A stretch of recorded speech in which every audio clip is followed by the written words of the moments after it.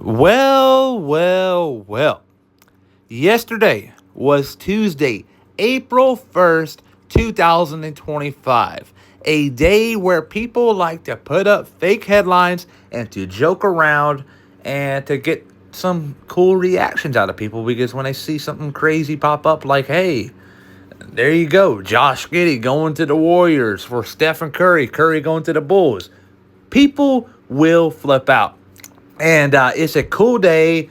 So yesterday, when I saw the news that Legacy was suing Ware Racing, I didn't really want to buy into it because of the date. But then again, you don't hear much headlines and stories about Ware Racing and Legacy. There were two random teams that are usually out the way in the back. So yeah, I did have some belief, but not a whole lot because of the date. But as the day went on, you just heard more and more rumors about it. And then Jordan Bianchi confirmed it last night. And where do we start? Legacy is a two-car team right now. They're driving with John Hunter Nemechek in the 42 and Eric Jones in the 43 and Jimmy Johnson part-time in the 84 car. He is the owner. And we saw at the Daytona 500 that a three-car Legacy team is a very dominant team. They can work really well together, and they believe that three cars full-time would be very beneficial to the team overall. And that's why they went over to Rick Ware and asked him, hey, are you selling the 51 charter? And Rick Ware initially responded, yeah. And they got a price together at the negotiations. Jimmy Johnson and company at Legacy went to the table, offered him money. Rick Ware ghosted him. That is the worst thing ever when someone ghosts you.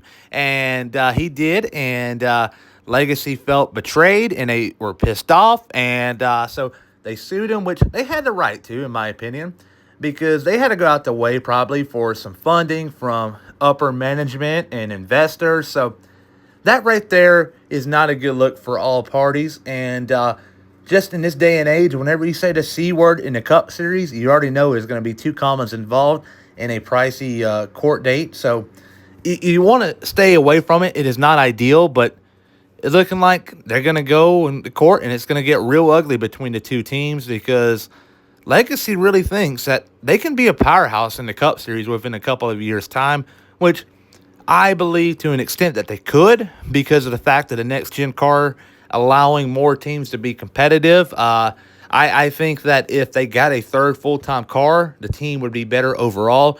People will say, oh, they're a two-car team right now, and they suck. Well, hear me out. If you have a three-car team, regardless of the driver, unless it's Riley Herbst at 2311 Racing, who's irrelevant, I believe they'll get Corey Heim or someone very worthy of that ride, Gray from the Xfinity Series, Taylor Gray that is. Whoever they get in that car, they're going to do really well. They're going to get data on track and share it to the engineers.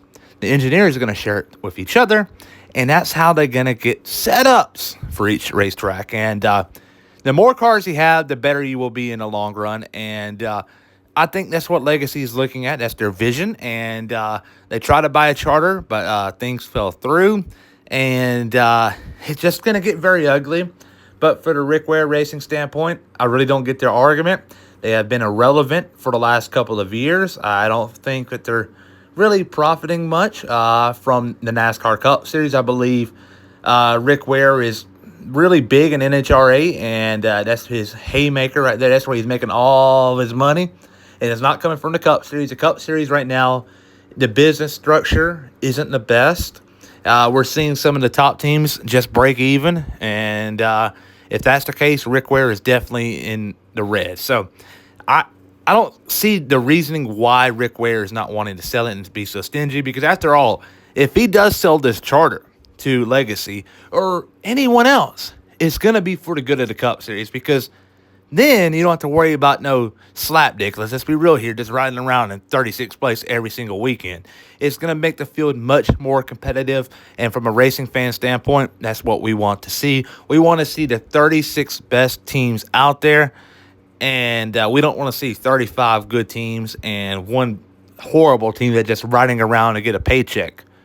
The business model right now in NASCAR is not set up for Rick Ware Racing, and they do not need to be in it unless they're willing to invest, in which they're not. So sell it to Legacy.